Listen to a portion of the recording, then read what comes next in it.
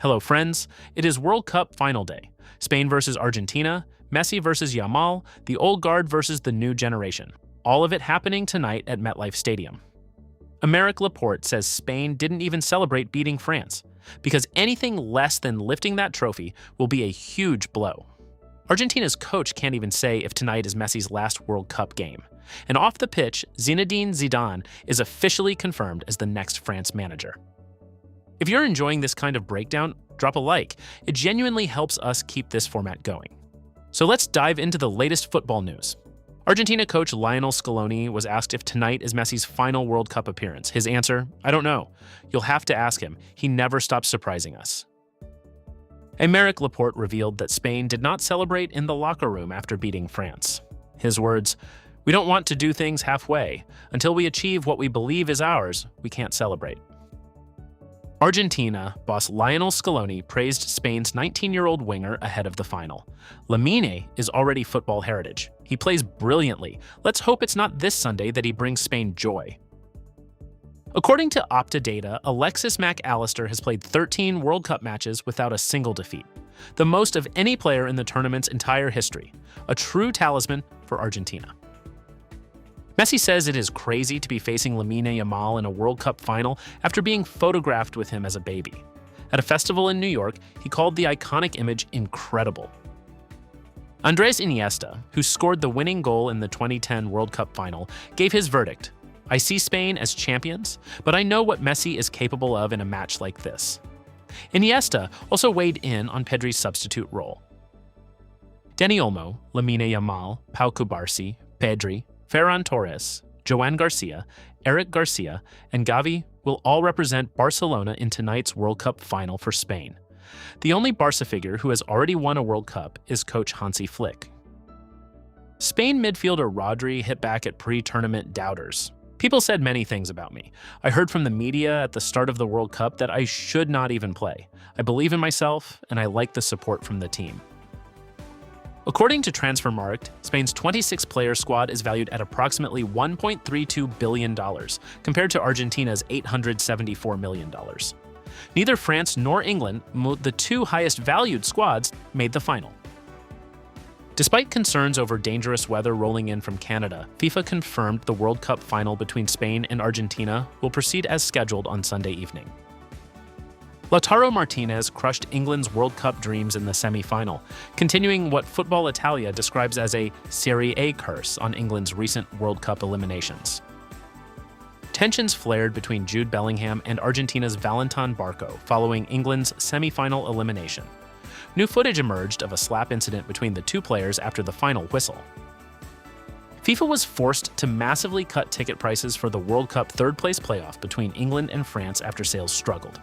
The match kicks off in Miami today. France World Cup winner Frank Leboeuf praised Kylian Mbappé's overall tournament, but delivered a warning. If he wants the Ballon d'Or, he needs to help his teammates. Leboeuf believes performances like the one against Spain could hurt his chances. Balogun expressed enormous surprise after FIFA rescinded his red card following a call from Donald Trump, calling it the most controversial decision of the entire World Cup. Harry Kane said he did not know if he would play at another World Cup, leaving England with a major question about their long-term striker solution heading into the next cycle. New signing Andrey Santos started for Manchester United in their first preseason game against Wrexham in Helsinki, getting his debut underway as the Red Devils begin preparations for the new season.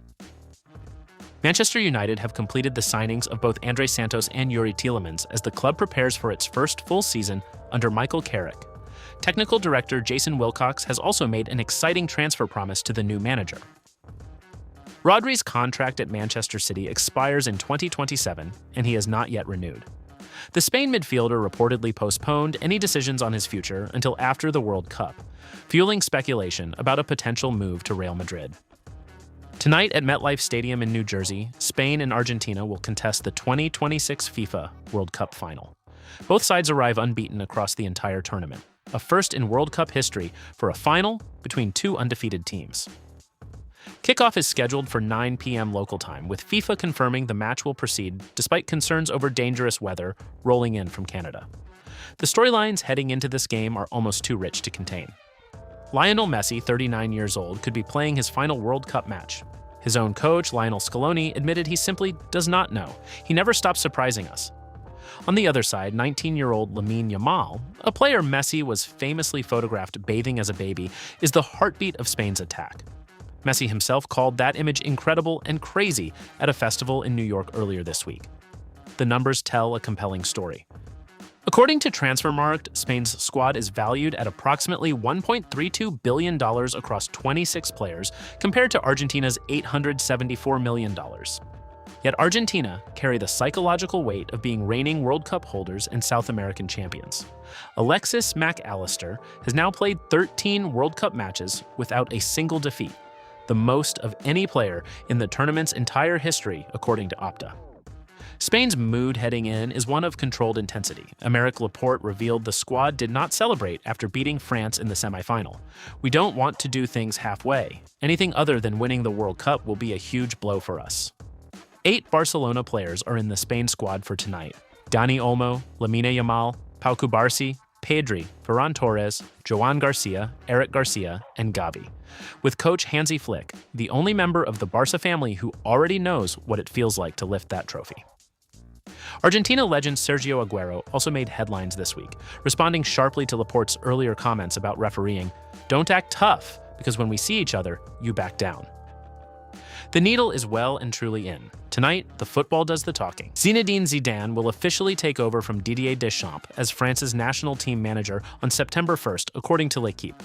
The former Real Madrid head coach was the overwhelming favorite to replace Deschamps, and the appointment is now confirmed.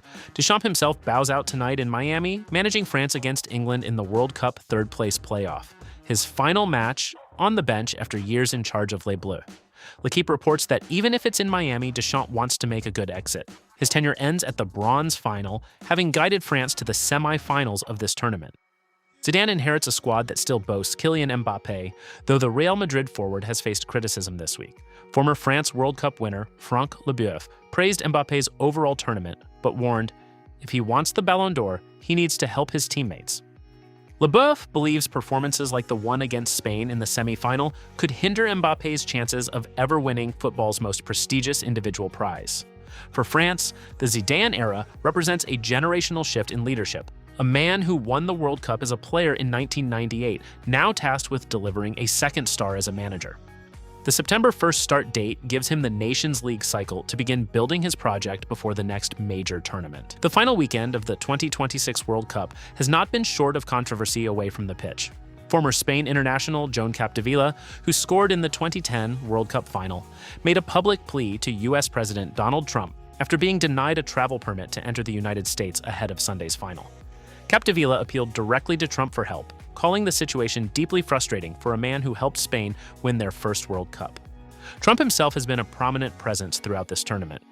Earlier this week, he joined FIFA President Gianni Infantino at a press conference and declared the 2026 World Cup perhaps the most successful sporting event in world history. He also drew attention for mocking England following their semi-final exit to Argentina, a comment that drew significant reaction from British media. The political dimension of this tournament has been impossible to ignore. After Argentina displayed a Malvinas banner following their semi-final win over England, the White House declined to condemn the gesture, invoking the Constitution to defend the albiceleste. The incident added diplomatic tension to what was already an emotionally charged elimination. And then there was the Balogun red card. American forward Folarin Balogun expressed enormous surprise after FIFA rescinded his red card following what was widely reported as a call from Trump, calling it the most controversial decision of the World Cup.